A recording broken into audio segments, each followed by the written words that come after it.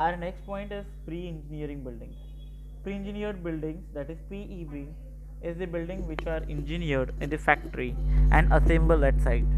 Usually PEB are steel structures built up by section are fabricated at the factory to exact size, transported to site and assembled at site with bolted connections.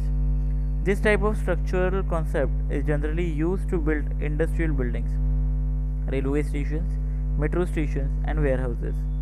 Pre engineered metal buildings construction is a cost efficient alternative to conventional building design in commercial applications.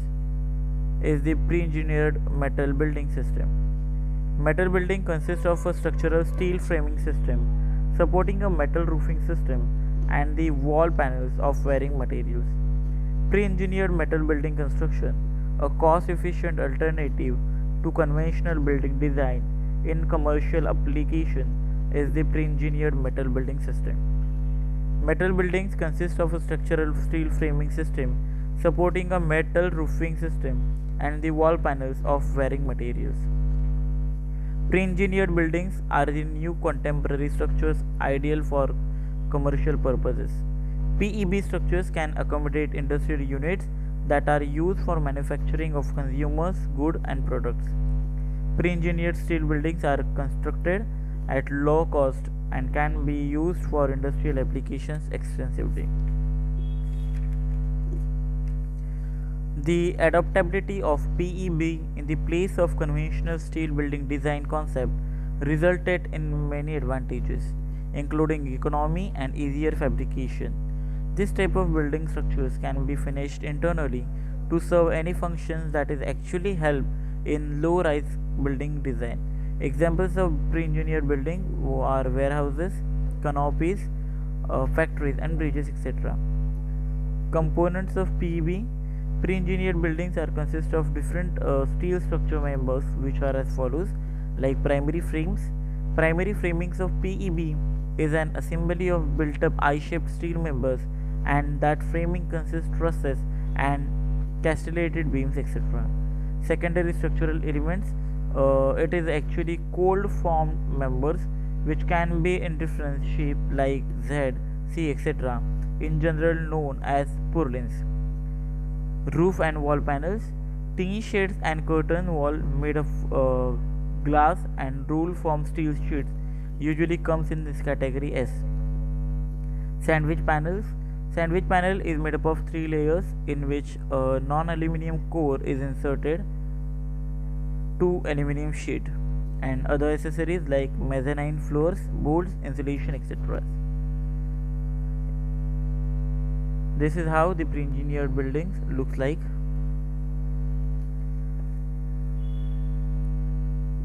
So talking about advantages of PEB, there are many advantages of pre-engineered buildings which are as follows. Quality control is the main advantage as all the structural members are engineered beforehand.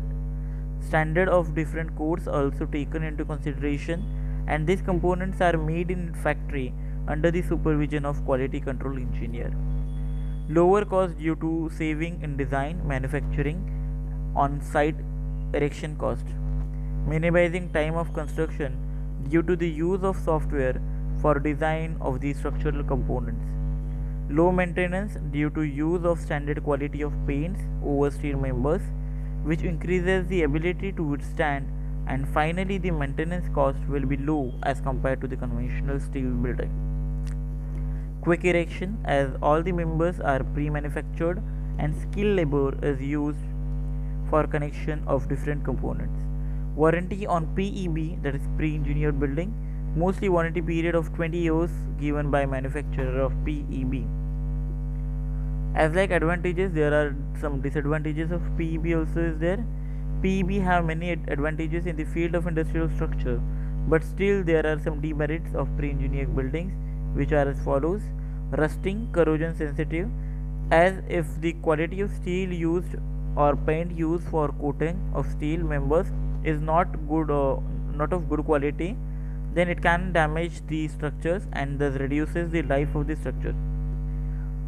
Then insulation cost as insulating the building to an agreeable benchmark will furthermore add to your construction cost.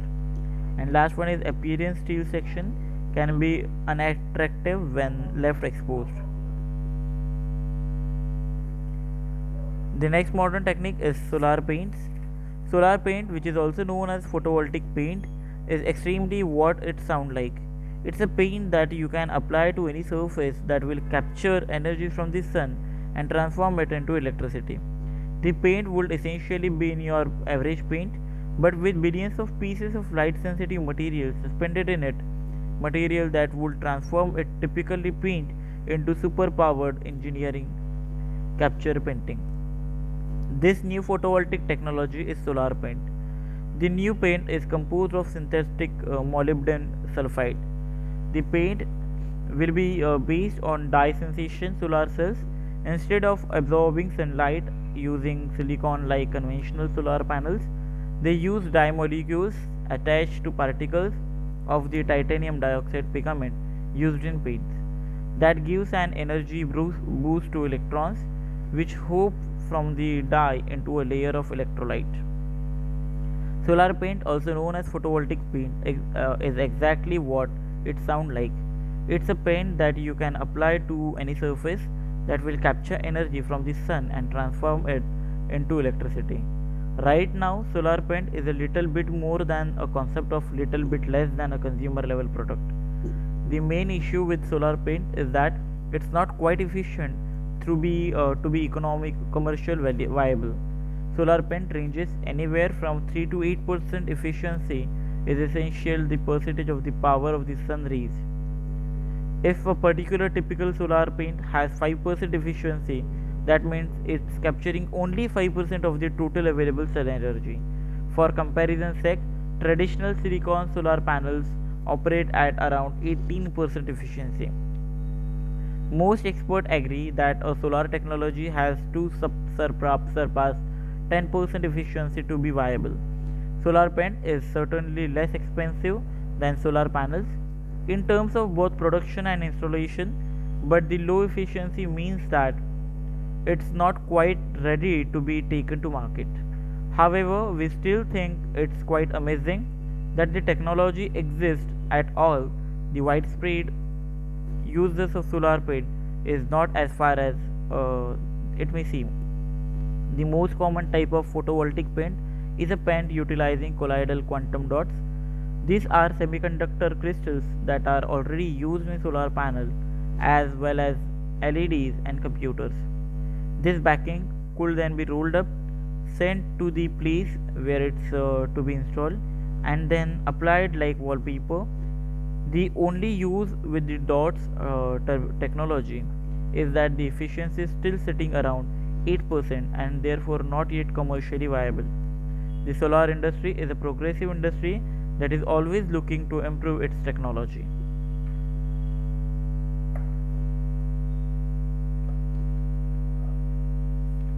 The next modern technology is building integrated photovoltaic, that is BIPV. Acronym of BIPV, that is building integrated photovoltaic, refers to photovoltaic system integrated with an object. In the case of facade of roof or a roof system, the photovoltaic system is added to the building after it was built. These low powered systems of up to some 10 kilovolt are usually reintegrated into the south facade. Photovoltaic glass, that is PV glass, is a technology that enables the conversion of light into electricity. To do so, the glass incorporates transparent semiconductor based photovoltaic cells, which are also known as solar cells. These cells are sandwiched between two sheets of glass. Solar panels are made up of tempered glass, which is also referred to as safety glass or toughened glass. It is created by thermal or chemical means. There are specific characteristics that makes tempered glass suitable for the manufacturing of solar PV panels. Building integrated photovoltaics are photovoltaic materials that are used to replace conventional building materials in part of the building envelopes such as roof, skylight or facades. They are increasingly being incorporated into the construction of new buildings as a principle or ancillary source of electric power. Although existing building may be retrofitted with similar technology, the advantage of integrated photovoltaic over more common non-integrated system is that the initial cost can be offset by reducing the amount spent on building materials and labor that would normally be used to construct the part of the building that BIPV modules replace. The advantages make BIPV one of the fastest growing segment of the photovoltaic industry. There are four main types of BIPV products: crystalline silicon solar panels for ground based and rooftop power plants, amorphous crystalline silicon thin film solar PV modulars, which could be hollow, light, red, blue, yellow as glass curtain wall and transparency skylight. CIGS based, that is copper, indium, gallium selenide, thin film cells on flexible modulars laminated to the building envelope element, or the CIGS cells are mounted directly onto the building envelope substrate. Double glass solar panels with square cells inside. Building integrated photovoltaic electric power system not only produce electricity, they are also part of the building. For example, a BIPV skylight is an integral component of the building envelope as well as a solar electric system that generate electricity for the building. These solar systems are thus multifunctional construction material. The standard element of BIPV system is the PV module. Individual solar cells are interconnected and encapsulated on various materials to form a module. Modules are strung together in an electrical series with cables and wires to form PV array. Direct or diffuse light, usually sunlight, shining on the solar cells induce the photovoltaic effect, generating unregulated DC electric power. This DC power can be used stored in a battery system or fed into an inverter that transform and synchronize the power into AC electricity. The efficiency can be used in the building or exported to a utility company through a grid interconnection. A wide variety of BIPV systems are available in today's market. Most of them can be grouped into two main categories: facade system and roofing system. Facade system includes curtain wall products, spandrel panels, glazing. Roofing system include tiles, shingles, standing seam products and skylights. This source book illustrates how PV modulars can be designed as aesthetically integrated building components such as awning and entire structure. BIPV sometimes the optimal method of installing renewable energy system in urban built up areas where undeveloped land is both scarce and expensive. The fundamental first step in an BIPV application is to maximize energy efficiency within the building energy demand or load. This is building integrated photovoltaic. Application of this photovoltaics may be integrated into many different assemblies within a building envelope. Solar cells can be incorporated into the facade of building, complementing or replacing a traditional view of spandrel glass. Often these installations are vertical, reducing access to available solar resource, but the large surface area of building can help compensate for the reduced power. Photovoltaics may be incorporated into awnings and sawtooth design on the building facade. This increases access to direct sunlight while providing additional architectural benefits such as passive shading. The use of PV in the roofing system can provide a direct replacement for batten and steam metals roofing and traditional 3D asphalt shingles. Using PV for skylight system can both an economical use of PV and exciting design feature.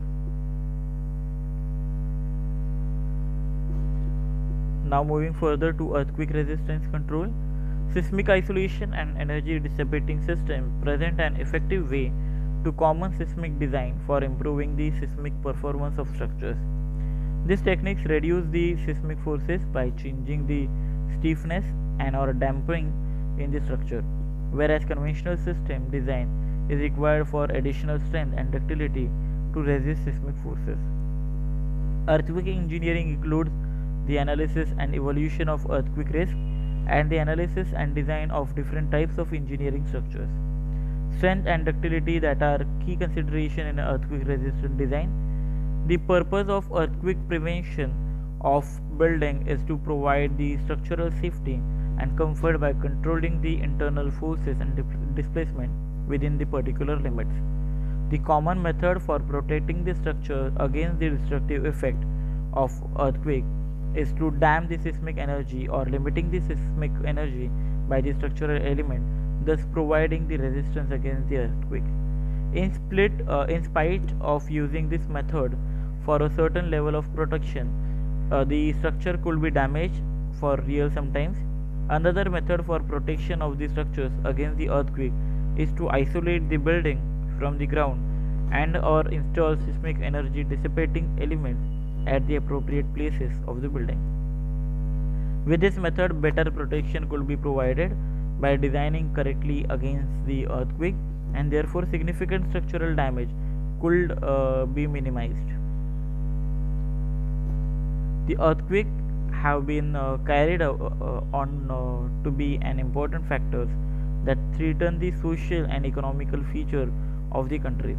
As we can observe the result of them, thus it is instead insisted on the resolution that minimize the seismic effect of the building should demonstrate a high performance level in the expected earthquakes.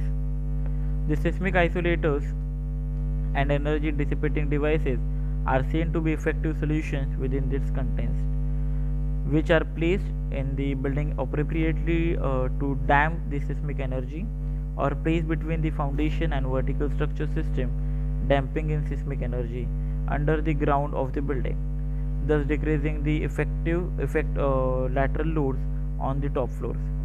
Application of earthquake protection system in building, whether will be constructed and were constructed specially the historical ones, increases the importance of these technologies.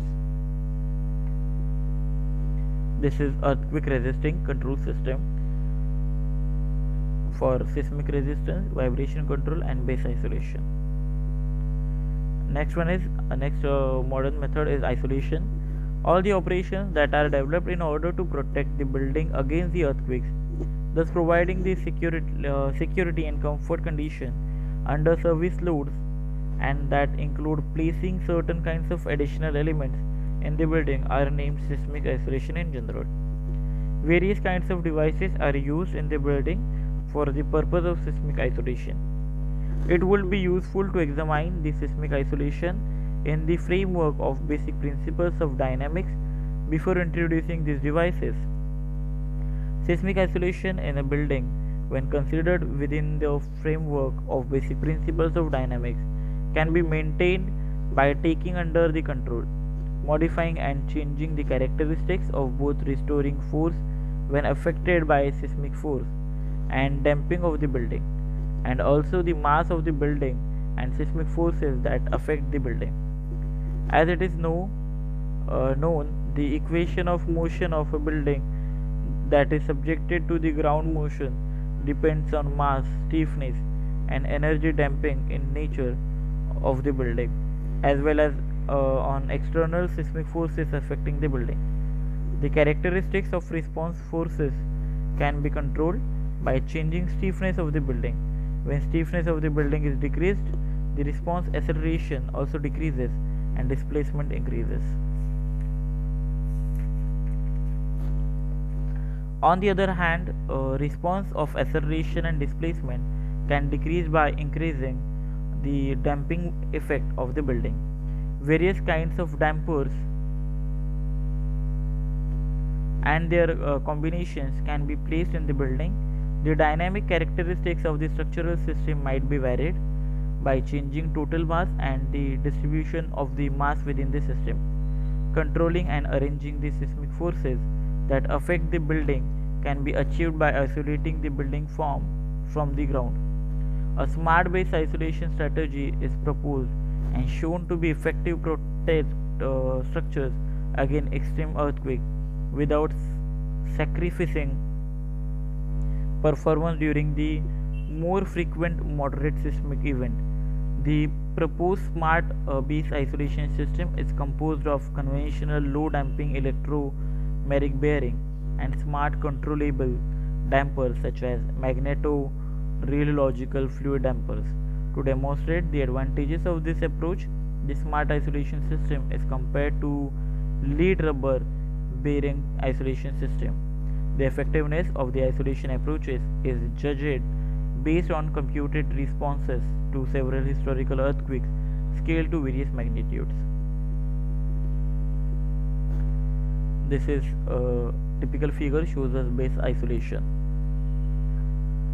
There are two systems or classification of seismic isolation system. Very first one is active control system and the second one is passive control system. So starting with active control system, the operation mechanism of active control system is based on providing a continuous energy from outside. That is why the cost of the setting up these systems are high. This system can control the acceleration, displacement or velocity of the structure. Active control systems are composed of electronic devices such as computers, actuators and starters. The design of active control system is independent from the intensity of the ground motion in the following way. The system changes its rigidity or the quantity of motion according to the intensity of the ground motion. Therefore, the factors such as the uncertainty or unpredictability of the future ground motions are not important in the designs that make use of active control system. Second one is passive control system. Passive control system operate without utilization of any external energy source. Therefore, the cost of the systems setting up in less comparison with active system. This system can control the displacement up to certain limit. In the passive control system, the protection systems are designed in accordance to protection level required for earthquakes of certain magnitudes. This system are composed of dampers, isolators and other devices that can easily be found and applied. Next modern method is dissipation.